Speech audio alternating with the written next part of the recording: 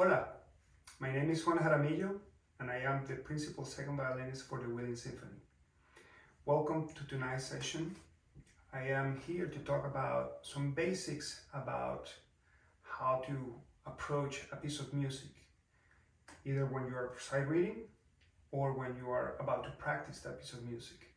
This can be applied for when you are playing music for orchestra, when you're playing your etudes, scales, and also your violin pieces, either short pieces or violin concertos. Some of the basics that we have to keep in mind are what's on the page. As soon as you get that piece of music, you start really looking carefully to see what the information is displayed on that piece of paper. You want to see how fast the piece is, in what key that piece is written, also obviously the composer, and what the intention you gather from looking at the music in general, dynamics, expression. There's a lot of information that is there on the page to guide you through how to play the piece and what the initial intention of the composer was. So, for example, when we're talking about an etude, in this case, Wolfhard number 34, I'm going to look at the page, and the first thing that I see is that says Allegro. Do we know how fast an Allegro is?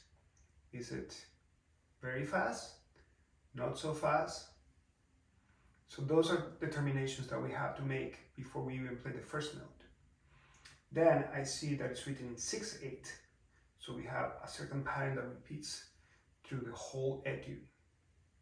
Then I see that we have two sharps. What does that mean? And what key is written? In this case is D major.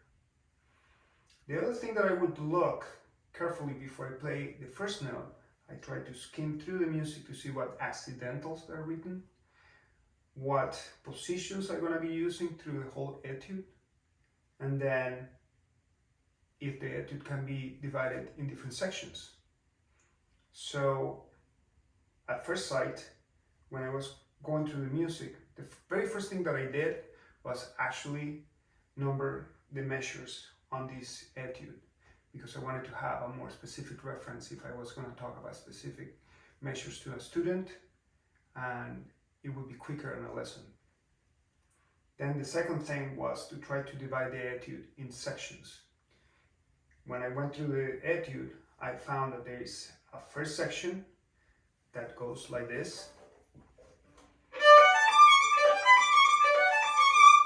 That's what you hear at the beginning. Then, what I named as section B, which is in measure 24, starts like this.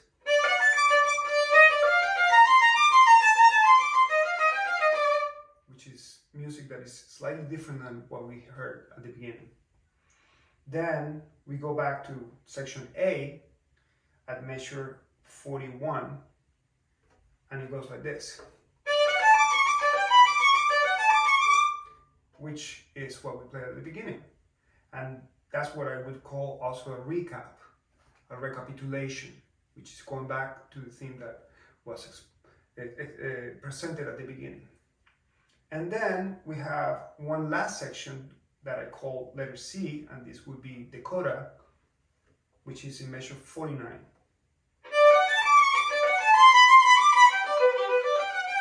Which is music that is completely different than what we had before. So having these sections clearly marked on your etude will help you make some musical decisions.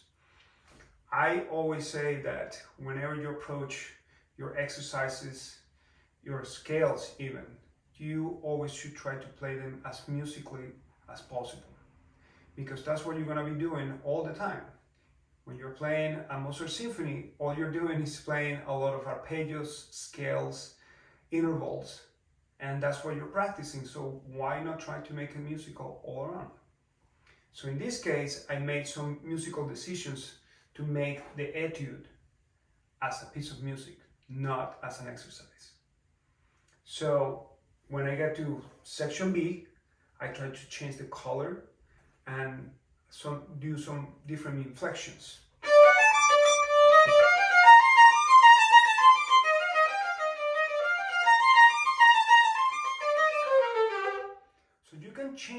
slightly the tempo, but the idea is to keep a sense of allegro through the whole piece. Actually, I think that every time that you play something that is musical and has these inflections, it has more personality and it sounds better. And that's one thing that a juror or a teacher would look for. They want to innate that personality in you. Make sure that you are looking for something that really speaks from the heart when you are playing and not something that is totally mechanical. The last thing that I would say is that we see that at the beginning we have a marking of forte. That's the only dynamic marking through the whole etude. And I think that I would try to keep that sound throughout. It would be a good rich sound. I can do some inflections, but try to keep that forte presence through the whole etude. So this is how I play this etude.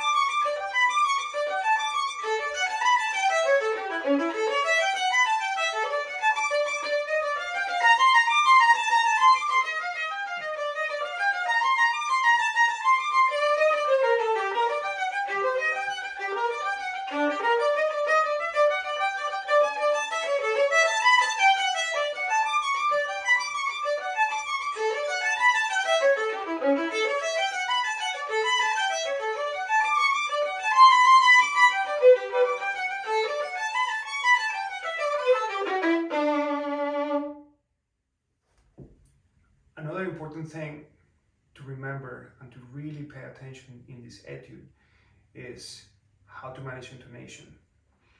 When you practice this slowly the first time, I would really check intonation because you have what I would call hidden octaves.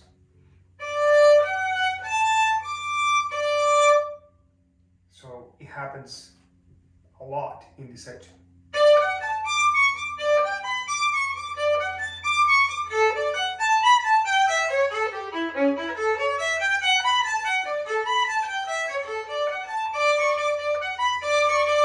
As you can hear, it goes always from that lower octave to the high octave, and you have all these notes in between, and you have also a lot of fifths and fourths that are broken down in all those arpeggios. So I would try to go slowly through the piece first, pay attention to intonation, try to relax the hand, make sure that you have a good setup on the left hand, that is a block, so it's set very well, and always check the intonation of those octaves, because when you start playing it fast, the listener is going to be listening carefully to that chord that is happening broken down in every single measure.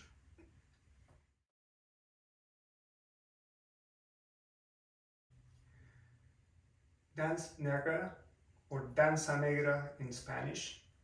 In this excerpt by Coleridge Taylor, the first thing that we're going to look is at the beginning, allegro assai.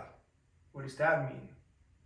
Is a kind of allegro that is on the front side, is very live, and it's in 2/4, and this is D major.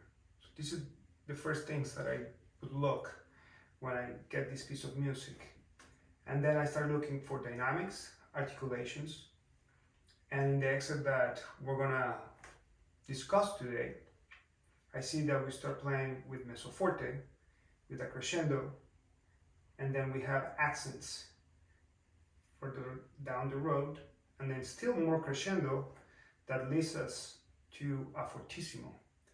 A fortissimo that is in a change of key. So I will try to make sure that I don't start too loud. I bring out the accents, but also the character in this piece. When I play this music, it sounds very festive and very lively. So I would try to make sure that the accents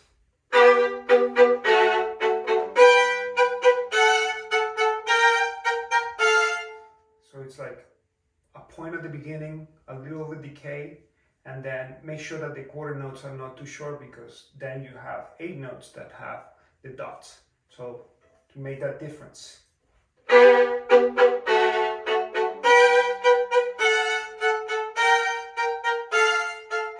Okay? And then when we get to the change of key or fortissimo, make sure that if you're playing the chord,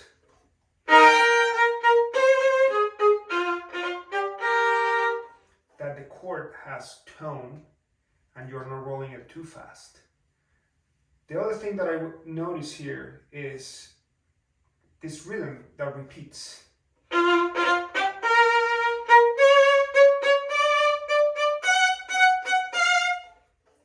So the third measure after the double bar, we have that first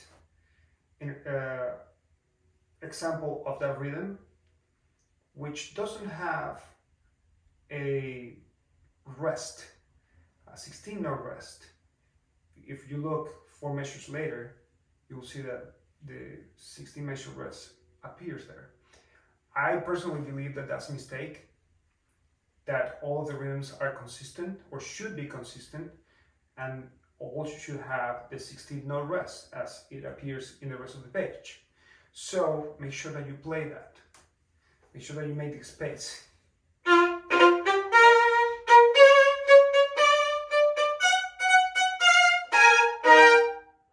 So make sure that there is space after that first note. Okay? The last thing that I would say is, how will you make a difference between the accents and the sforzandos? I personally do the sforzandos with a little longer, what I would call oomph, or longer articulation, not as dry as the accents that we see before. So for example, after the double bar, if we count 1, 2, 3, 4, 5, 6, 7, 8, we see that we have an accent in the first note and then a sforzando in the second note. So I will do, I would make sure that those chords have a longer tone and the accent on the first note of that measure is very pointed at the beginning. So that way we're giving some more articulation to the chord. Okay?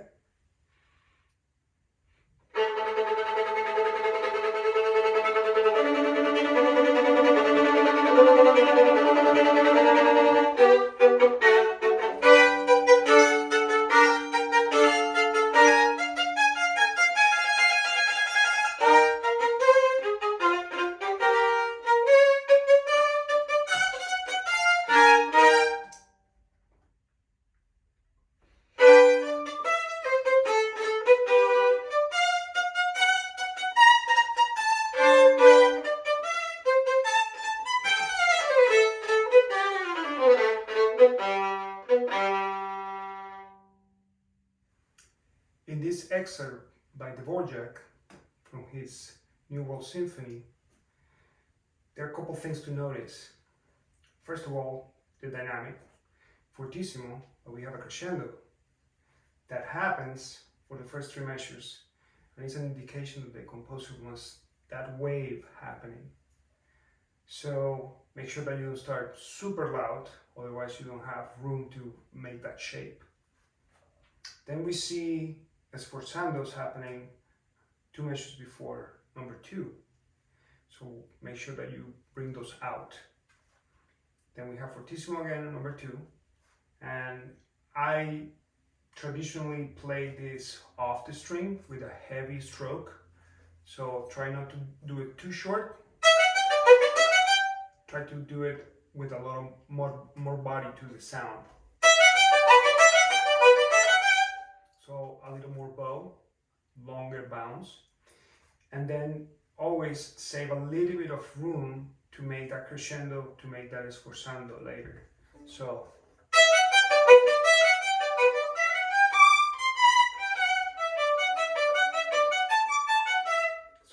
make sure that you have room to make a little of the crescendo, and then the sforzando at the top, and the D that we have there. Then we have the same thing happening later, but with the slurs.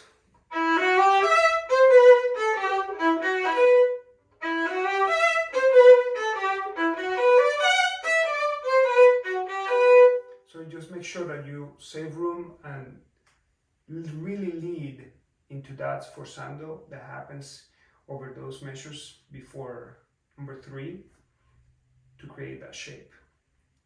The other thing that I would say that is extremely important is 5 measures before 3, make sure that you're counting those rests.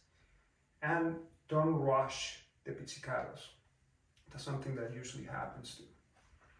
In general, in this excerpt, because we have duples at the beginning, and then make sure that the relationship is good between the two, because a lot of people tend to rush the triplets. When you're doing the duples and you switch to the triplets, people start rushing a lot. So make sure that that relationship is always consistent. One way to keep track of that, using the metronome. Make sure that you use your metronome practicing this excerpt. I would do it very slowly first to get that internal pulse going with the help of the metronome, and get it up to tempo, and then get rid of the metronome once you feel comfortable, and just run the whole excerpt.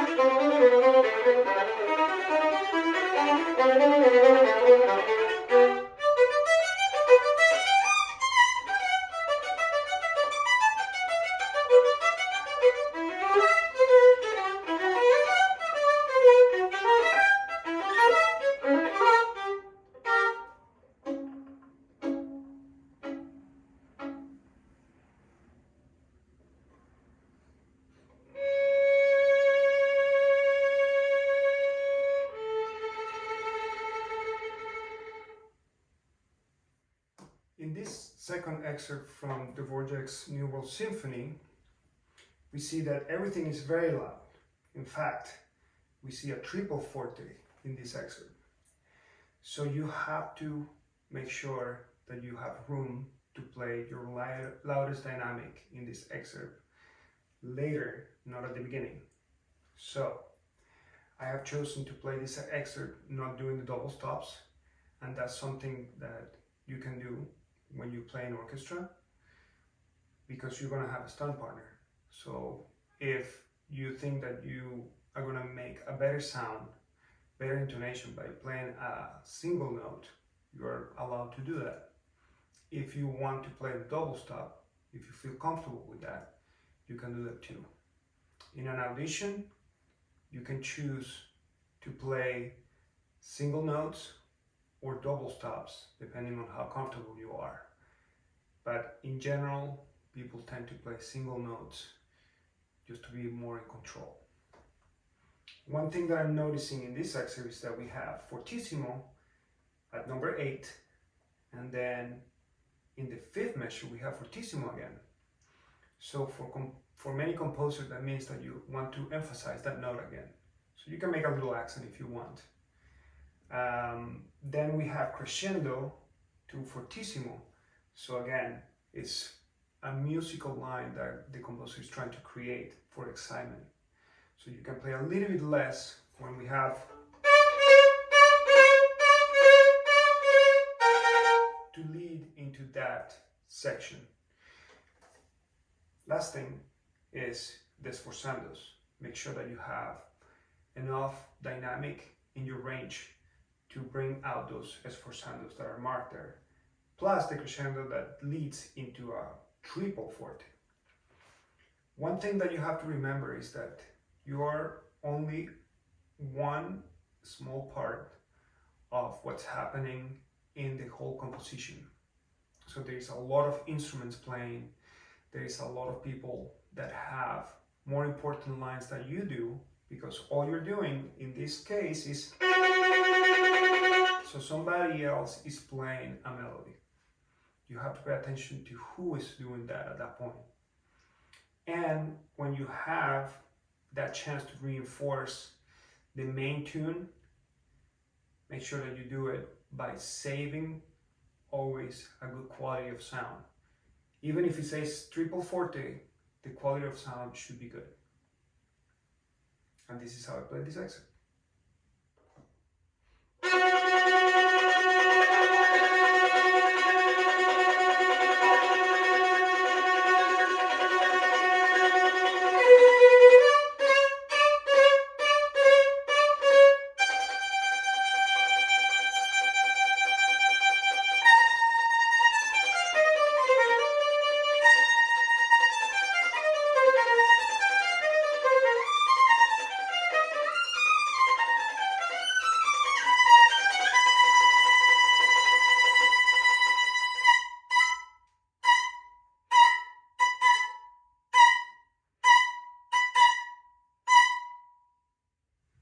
In this last excerpt by Dvorak, which is probably the loudest excerpt that we're doing today, starts already at a pretty hefty dynamic, Fortissimo. 3 measures later, we go all of a sudden to triple forte. So again, make sure that you're pacing yourself to have enough sound to make that difference. Then, at number 12, we actually go down in dynamic, but we have these waves of arpeggios that we're playing. So I would try to make those arpeggios musical, not just a whole wash of super loud sound. Just go with the shape, and that would make it sound very musical. Then after the arpeggios, we have triple forte again. So make sure that you make the difference. And then we have the dynamic going down with the crescendo, and then a diminuendo that goes all the way to the end of the phrasing. So the main thing that I would say is to have a good, solid, quality sound throughout. This is probably the loudest portion of the symphony, which is towards the end of the first movement. And I would try to make sure that in this section I wouldn't play too short.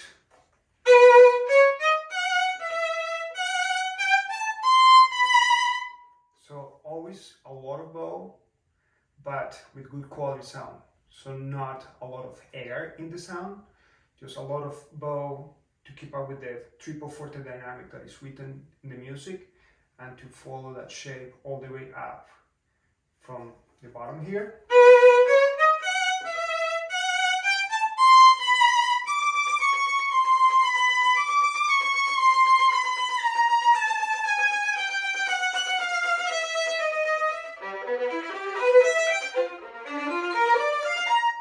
And so on.